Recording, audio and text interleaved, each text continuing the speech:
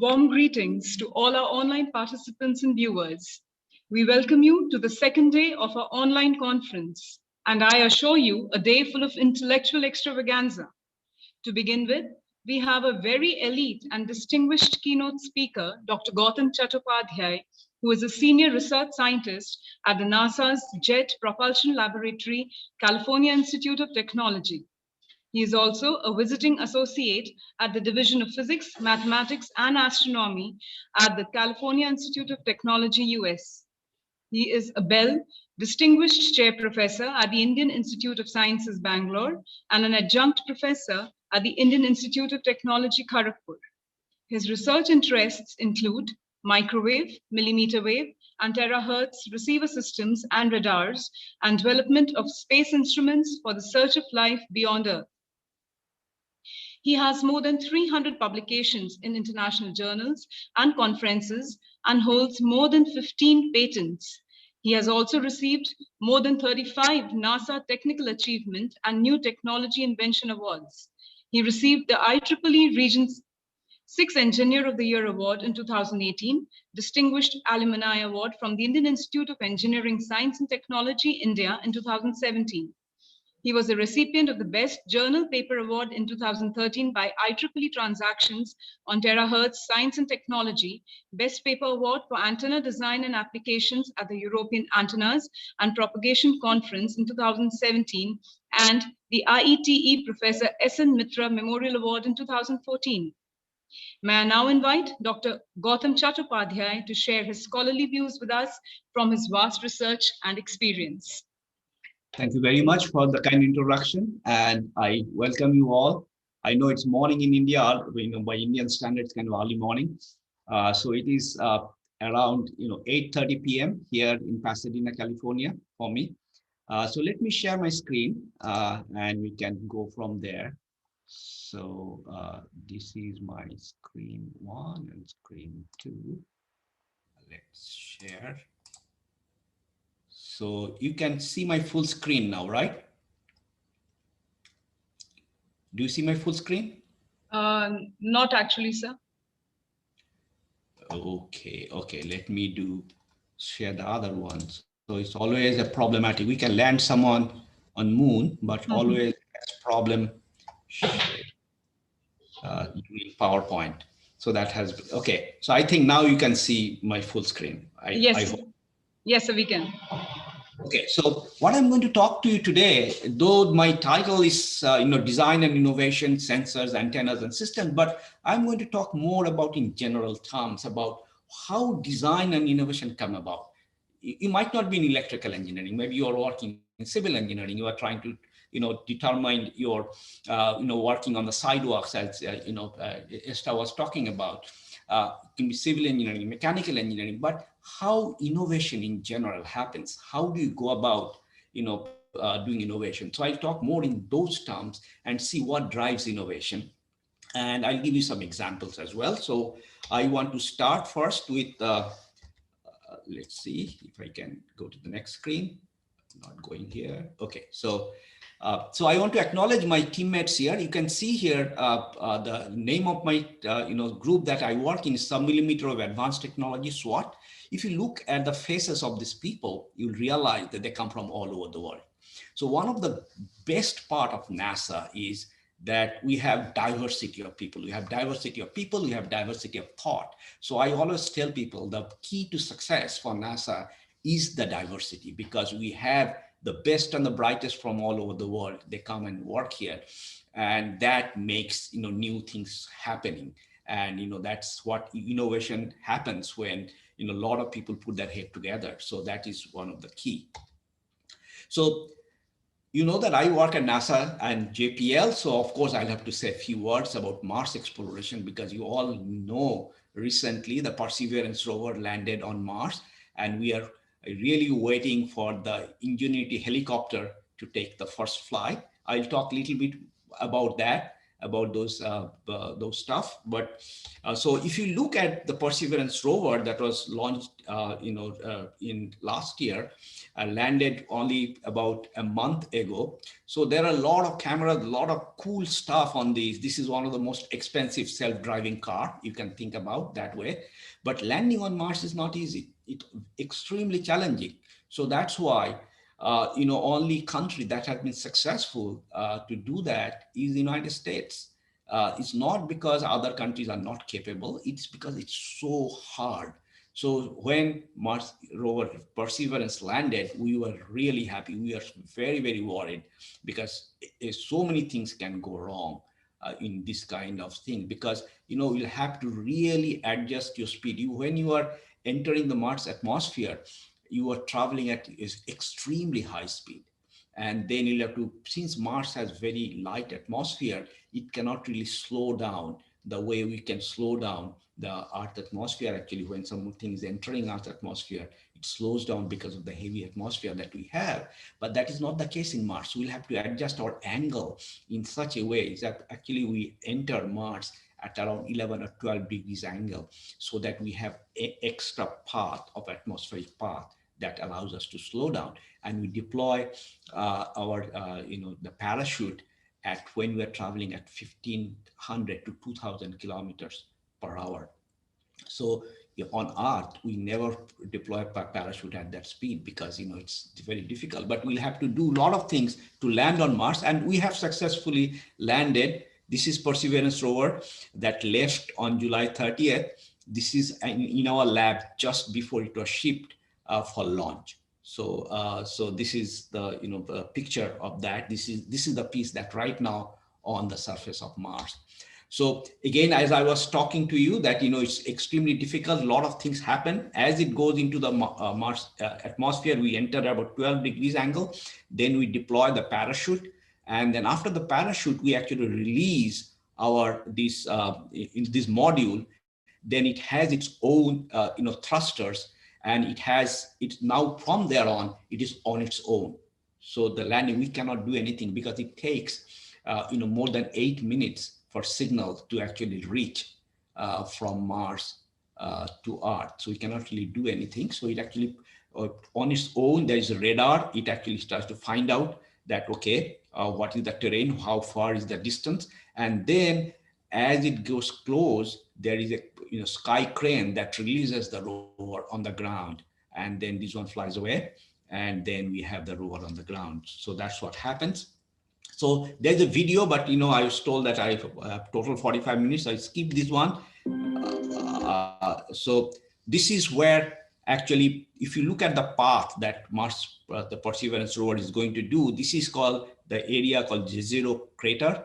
That's where we believe, this is the artist's impression of that. We believe there's a big lake at some point of time on Mars.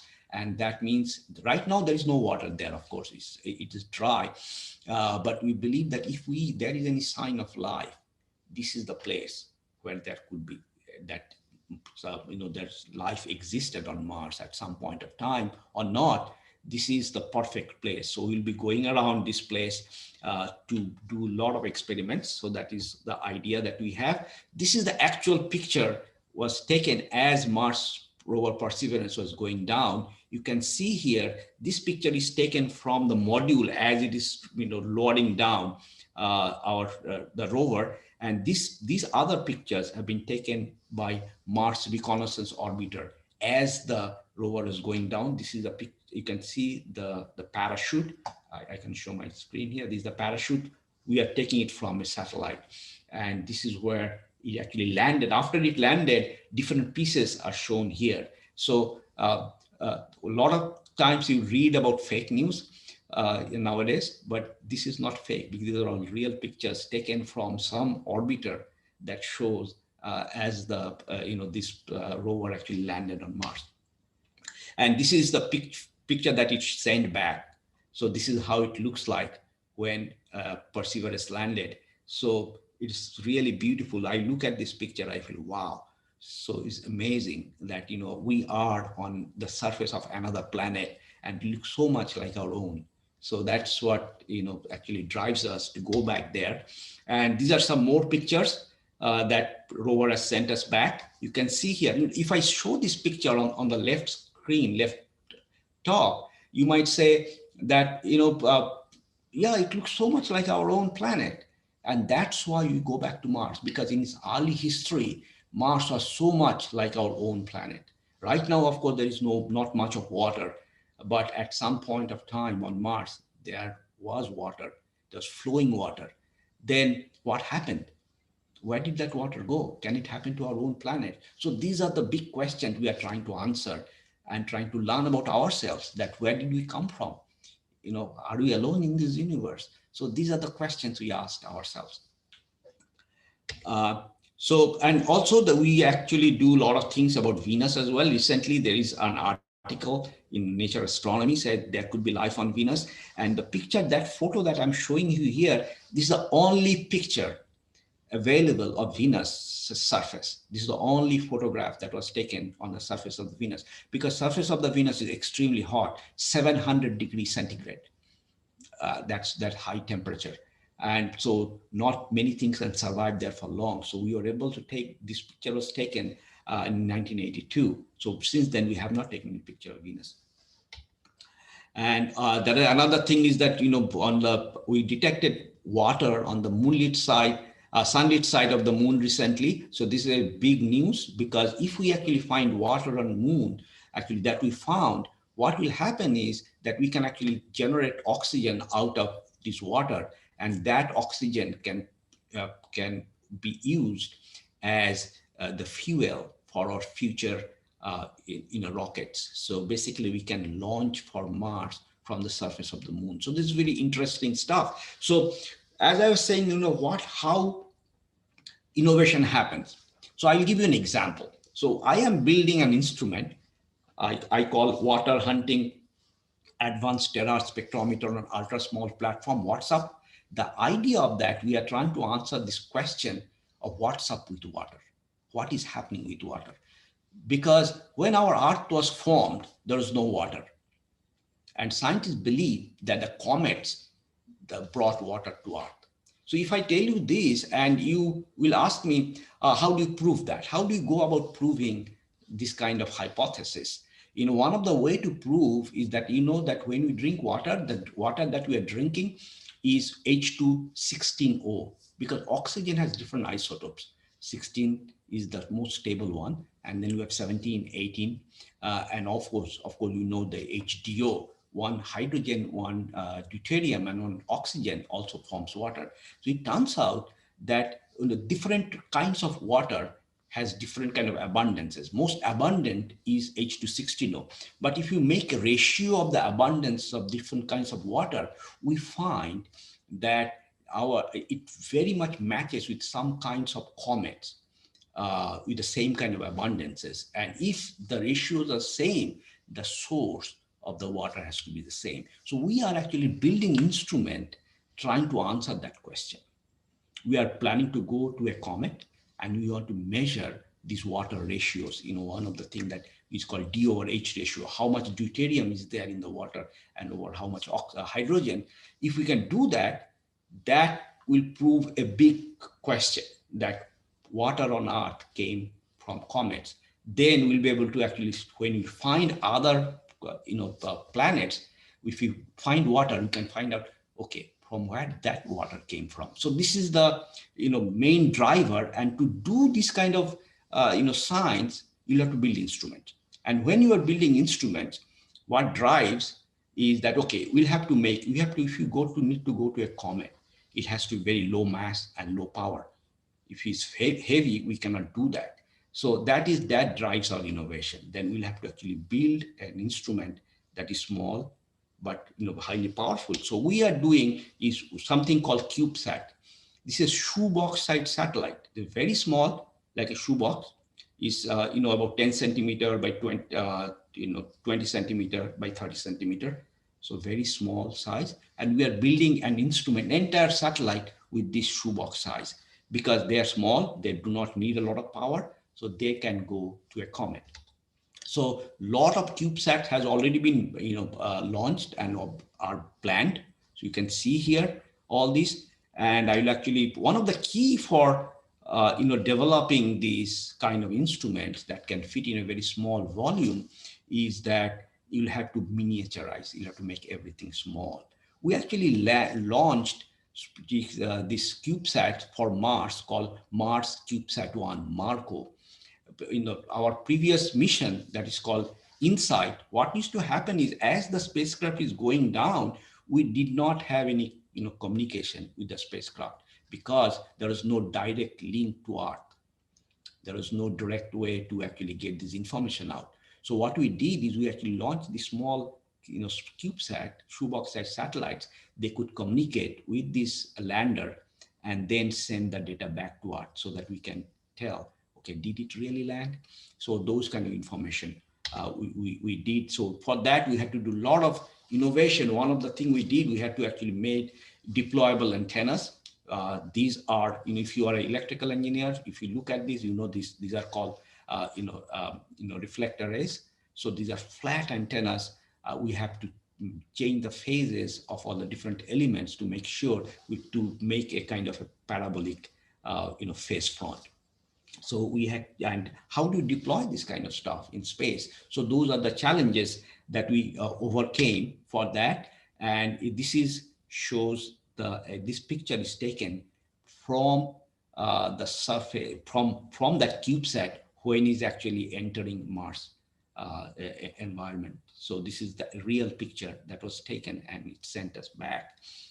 So another kind of innovation that we came up with is this instrument called RainCube. So if you look at this, oops, I'll go back. Sorry, that is a video. So this is the animation. What it's showing is that this is again a shoebox size, only 30 centimeter by 20 centimeter satellite, but it has a huge antenna. This is a 50 centimeter antenna. So how do you fit in a 50 centimeter antenna in a small, 10 centimeter area? So that is the challenge. So we have to do, that's what I said, you have to then innovate, you have to then think, you have to think out of the box and think, okay, what do we do? How do we solve this problem? And we actually came up with this idea of this antenna. So this is deploying antenna. I call it umbrella antenna. It's like, monsoon will be coming soon in India. All of you will be roaming around with your umbrella. So this is exactly similar to that with, metal mesh. And there is a lot of other stuff. Of course, there will be a feed and all those structures. So, but we solved this problem. And I'll show you how we deploy this. At the end, antenna really works well. You can see here the performance of this, what is called the radiation pattern of antennas.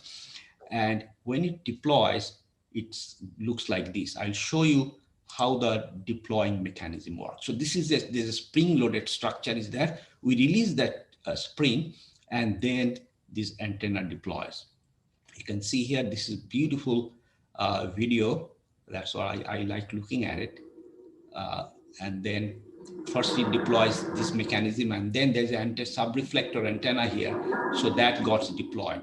Only problem with this kind of structure is that once it deploys, you cannot undeploy it. You cannot put it back in space. So, it actually worked beautifully. Right now, it is doing a lot of measurements. So this radar was designed to actually, find when there is a big storm. This radar will be able to measure inside the storm how much is the water content. So that will tell you how big the storm is. So this is doing measurements. Even now it's working well. So we have been able to make even larger antennas like this 1 meter reflector array we did. And we are also making very cool antennas that will be really helpful for our future space missions, because these are called flat antennas. This is made with 3D printing. Nowadays, everyone has a 3D printer in everyone's lab. So we were able to make, these are all metal structure with 3D printing. This antenna is flat, completely flat, and all metal. So we can put on the side wall of the spacecraft itself. So your wall can behave as an antenna. So that is the idea of this. It can go on a, on a small CubeSat. Then we are, one of the things that we are actually trying to do is we are trying to find out, with this kind of instruments also, is there life on somewhere else? one of the place that what is the possibility of finding life on, outside our planet Earth is Europa. Europa is a moon of Jupiter. It's a very cold planetary body. And then it only we know, the scientists believe that there is actually liquid water ocean underneath thick ice shell. And since this water is liquid, which means there has to have a source of heat source that will keep it liquid. So if there is water, liquid water, and if there is a heat source, is there life? So that is the question we are trying to answer. So if I ask you that, okay, there is a planetary body like Europa, and there is water there, there is source of heat there, is there life? What kind of instrument you are going to send there to find out if there is life? So this is not very easy because, Europa, it takes 7 years to go there. For Mars, it takes only 7 months, but Europa, it takes 7 years. It's not easy at all. And then on top of that, we do not have a lot of energy, a lot of power available. So it is really extremely challenging to actually do this kind of stuff. And we are building instruments to actually answer this question. And there is a mission to go to Europa in future. So we are trying to build some kind of communication also. One of the things is how to send the data back. Suppose you land there and you get all this information, then how do you send the data back? So because it's so far away. So one of the challenges was to actually design an antenna to send the data back. So this is called Europa Lander, and this is for DT communication. So we actually solved this problem. We made an antenna. You can see here, it looks very, very nice. It's a very flat antenna. And on top of that, Europa is actually a lot of high radiation environment is there in Europa because it's very close to Jupiter. As a result, you'll have to make it all metal structure. So we solved it works well. So antenna also works. So as I was telling you that we are actually building that instrument to answer the question on in going to a comet. So this is how we went about and building that instrument. As I was saying that we are using a Cubesat, like a shoebox. This is 20 centimeter by 10 centimeter by 30 centimeter. That's all. This is really small structure. And how do you put everything together there? So we came up with these innovative antennas, innovative instruments, and innovative way to put everything together.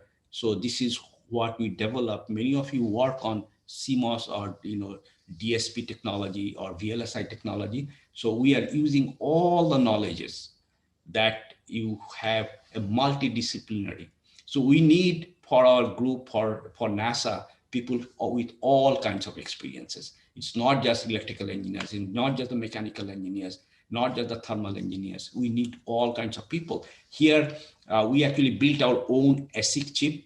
That is a SoC, system on a chip. This is a synthesizer, and we develop back-end spectrometers as well to build this instrument. And we put all these things together. You can see here that this is the instrument that we developed. You can see here one of the things that we also did is a MEM structure to do calibration. So sorry. So here you can see that what happens is that we want to have a switch that toggles between one port and the other port. So this is the MEMS switch. This has to see under the microscope. Otherwise, you cannot really see. They're really small structures, but you can see that something is going in and out, and that way we can do the calibration of this instrument. So previously, when we are doing calibration, we had to use something really big for calibration. But like here, you can see we have to use something really big structure, but that cannot fit in to a small Cubesat that we are developing. So we have to come up with something that is very different. And then we also have to, have to design a load that is a variable temperature load that will give us a very good calibration for the instrument. But you know that whenever you're doing some measurements in the lab, so first thing you do is you calibrate your system. Otherwise the data that you are going to get is not really the correct one, right? Because otherwise you don't know what you're measuring. So calibration is very important. So we have to build this kind of calibration load as well. So when we put things together, system integration is also extremely challenging. If you have not opened your smartphone yet, I will suggest that you open your smartphone. And it's not very easy to open your smartphone. As you all know, you have to buy some special tools to open that. But if you can, open that. And what I'm saying, the reason I'm saying to open it, because you will see how the integration has been done.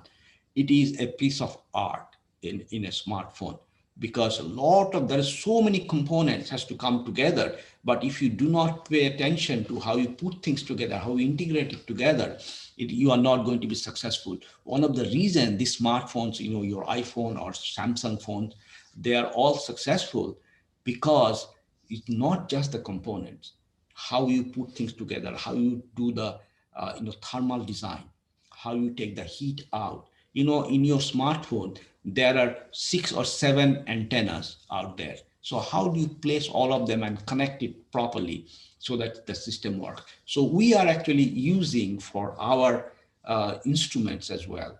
We are, putting things together and integrating, taking the ideas from the smartphone, industry as well.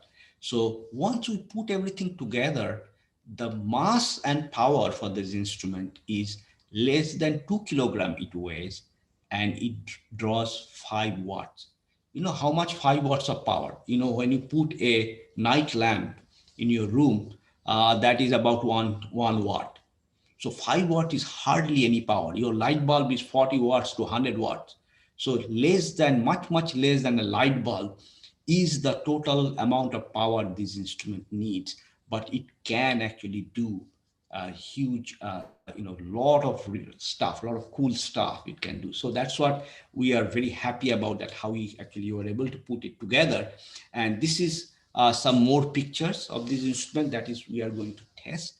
So when we are going to send this instrument to a comet, it will be like this in a Cubesat frame.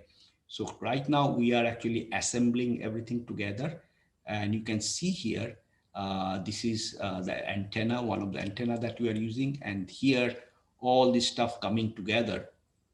Of course, this is not as compact as you might think of, like a smartphone. The reason is, when you are sending something to space, it has to survive the space environment. So there are some challenges is there. If you send your iPhone or Android phone, it is not going to survive at all in space, because they will get destroyed because of high radiation environment. Cosmic rays are going to destroy it. So we'll have to make sure that they actually survive. So we take a lot of precautions when you are designing it. So this is the Cubesat that we are going to launch. And currently what we are doing is we are going to demonstrate that on a balloon instrument, so balloon flight. So we are putting together a gondola where that will be our instrument, and we'll be plugging in there. And then we will launch this on a balloon. It will go about 100,000 feet. And then it will send some data back. We want to see that how everything is working or not. So I will actually, want to keep more time for question and answers. So, but before that, I want to talk a little bit about Mars helicopter. Many of you already know, as I mentioned at the beginning, that Perseverance rover also has a helicopter called Ingenuity. So this is the first. This Ingenuity helicopter is not going to do any science experiment for this time. Because this is what we call in NASA parlance is a tech demo. We want to demonstrate the technology that it works. So if someone tells you that, okay, we are going to send a helicopter to Mars, you might ask me, what is the big deal? Because we see helicopter on planet Earth all the time. The challenge to send a helicopter to Mars is multifold. One of the things is that this Mars atmosphere is much lighter, 1/10 almost of our Earth's atmosphere. So extremely light. So if you want to have the lift, to lift the helicopter, the blades are going to really need to rotate much, much faster, at least 5 times faster than what we do on planet Earth. So before I talk about the technology, then what is this helicopter going to do eventually? What is the idea? Why do you want to send a helicopter there in the first place? The reason we are trying to do that is this. When the rover goes to Mars, it has limited mobility, because it cannot really go everywhere. And also it is just slow because you don't want to take risk.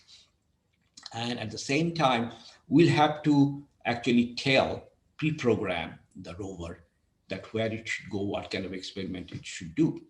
So if there is something interesting after landing there, we see something interesting there and we don't know, then the rover is not going to go there. So idea is that if we have a helicopter that goes with the rover and it takes off, and it has a lot of sensors, it has cameras and some other sensors there as well. If it goes around and looks around and sends the data back to the rover, and looking at that data, the rover decides that, there is some interesting stuff somewhere else. Let's go and see what is happening. Then the rover can take the decision and go there. So this is the idea behind sending this helicopter. So for this has to be very small, cannot have a lot of power, because if it's a lot of power, then we need much larger solar panels on them. So it will do 2 to 3 minute duration flight, not much, because as I said, it doesn't have a lot of power.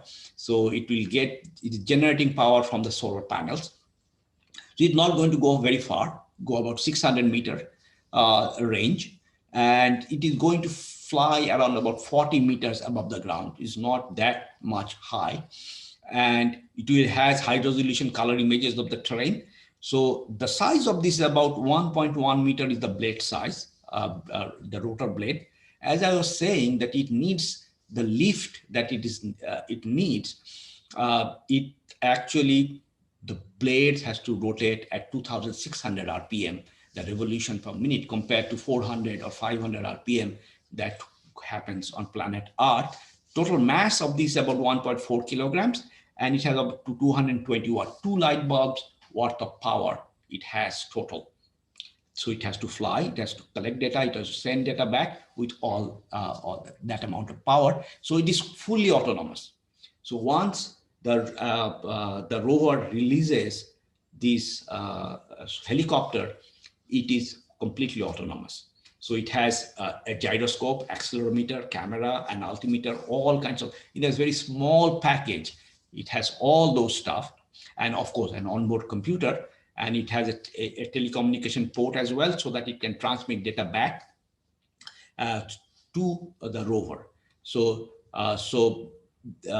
basically it does not send the data back during the flight. It collects the data, but when it lands somewhere else, and then it actually sends the data back.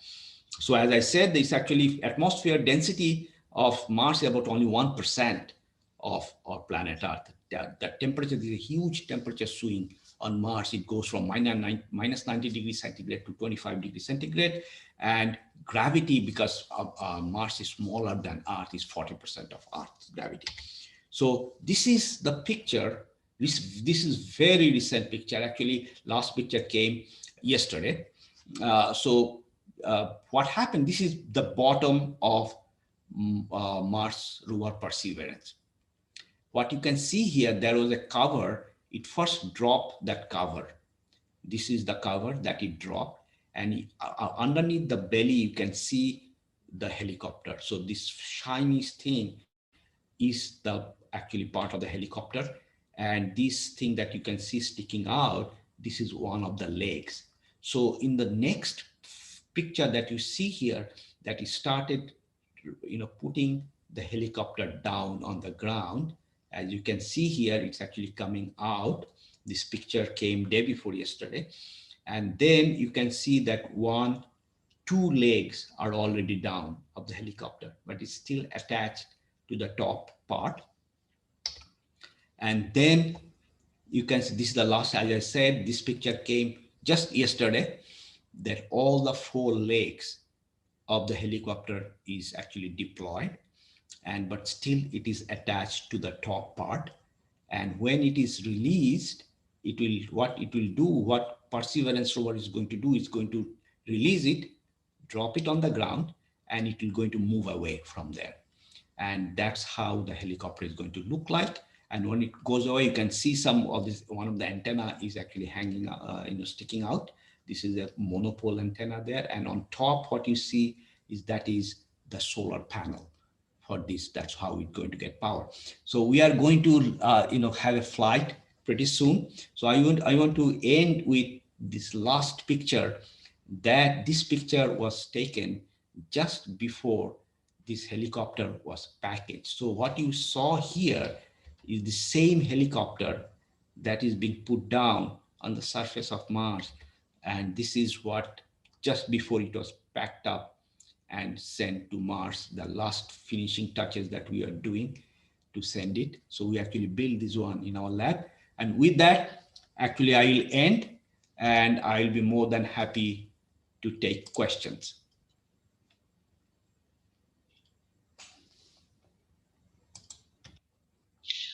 Thank you, sir. Thank you so much for such an engrossing presentation.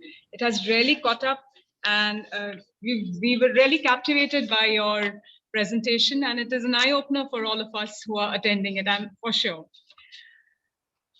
So our first question is that you did mention about that spot on Mars where water was supposed to be existing at once upon a time. So how much time is the Perseverance rover going to take to reach that particular spot? Yes. So what Perseverance rover, we landed pretty close to the zero crater, the crater that was there. So we'll be able to reach. It's going to go slow. Of course, we are going to take everything slow. So when it starts moving around, so at the edge of the crater, we can reach in about a week's time.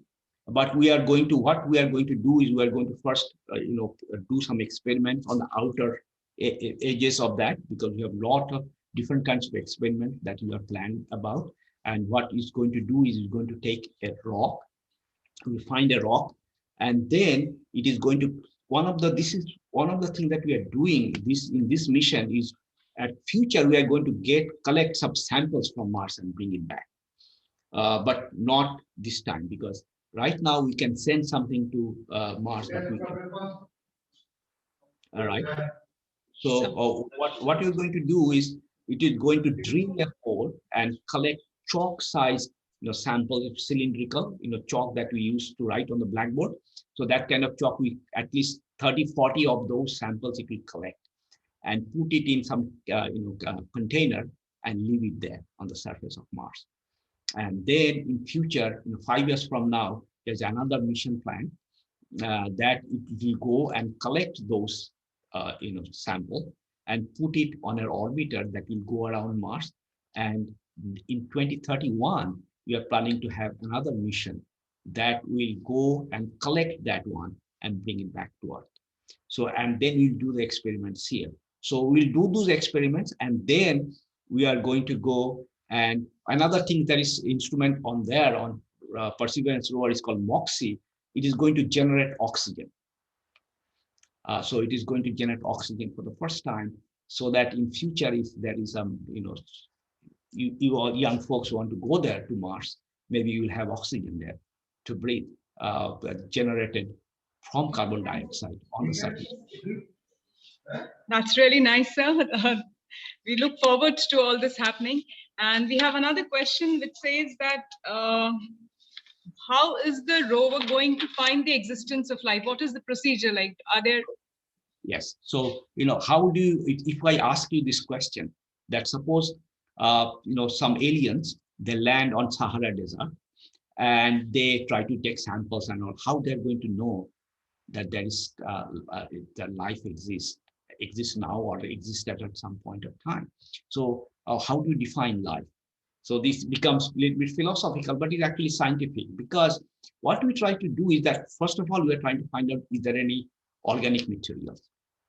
Because life, the way we know it, when you are looking for sign of life, we are looking for carbon-based life. because that is the kind of life that we know, right? But the hydrocarbon-based, hydrogen, carbon, and we call it CHONOPS, CHNOPS. That means carbon, hydrogen, oxygen, then nitrogen, sulfur, and phosphor. These are the main ingredients of life that we know. You might ask me that, can there be other form of life that we don't know about? Absolutely. But how do you search for that? How do you search for something that you don't know anything about? We cannot. So we always search for something that we know about, right? And then maybe you can stumble upon other kind of life. But we are searching for hydrocarbon-based life. And once we find some organics, that does not necessarily mean life, but that is actually the precursor to life. And then we'll have to find the next big thing, amino acids and all this stuff. One of the thing as well, what makes the living being compared to inanimate and animate objects is there's something called chirality. So once you look at those molecules that you are going to find, let's say we find carbon and we find hydrocarbons, then we also will measure in future the chirality of that. Chirality is actually the way they are oriented. And it turns out for these living beings, they have a particular kind of chirality. And we'll see that that is match that or not. So, this is the first step. So it will take a long time to answer some of these questions, but these are the baby steps that we're taking. Definitely, sir. The next question is, sir, does the Mars helicopter has its own algorithms to detect and infer the objects in the image, or it sends data back to Earth and then the data is analyzed? So eventually, right now, this has AI and all those stuff also, we use that. So idea of the helicopter is that eventually it will make its own decision. It will take the data, analyze the data. But right now, what we are doing is that it's going to send the data back to the rover. And the analysis will be done in the rover, and also we will download the data from the rover to planet Earth. So because right now we are not really, as I said, not doing any science experiments with the helicopter. This is a tech demo that can we really fly something on Mars atmosphere. So we don't even know whether it will fly. So we have fingers crossed, because we don't know. It is very, very challenging. Yes, we are hoping that it definitely flies, sir. We have another question from an anonymous attendee. He asks, many researchers say we have less knowledge about our underwater surface information than the outer planet surface information. Why are we more focused on planetary surface than our own? That is not really true. I always, this question comes, it's a very good question. I'm not actually, the person who is asking this question is absolutely correct. And I'm not saying that we should not spend time and trying to understand our own planet Earth. There are organizations that do it, but NASA's focus is looking outer space. There's an organization called NASA. It does, like ISRO, it does outer space. That is our mandate. Of course, there are other NOAA and many other organizations that actually looking. It's not that we are not looking, but also I'll give you an example that, the United States, the GDP of United States is about $23 trillion. And budget for NASA is $20 billion. Do your math and find out what percentage of GDP is spent for NASA and what kind of output science output that we're generating. So it is not money wasted. Of course, I agree that more money should be spent on other science aspects and trying to know more about our own planet, and that we are doing. But that does not mean at the expense of doing other stuff. Absolutely true, sir. I think with this we end. There are no more questions for us to take. And thank you so much, sir. It was a very, as I've already said, a very captivating lecture. We really enjoyed ourselves, and we look forward to seeing you in our next conferences too. Thank you. Thank you very much. Okay, you, bye. Bye-bye, Enjoy sir. the conference. Thank you, sir. Bye-bye. I'll end the session now. Sure.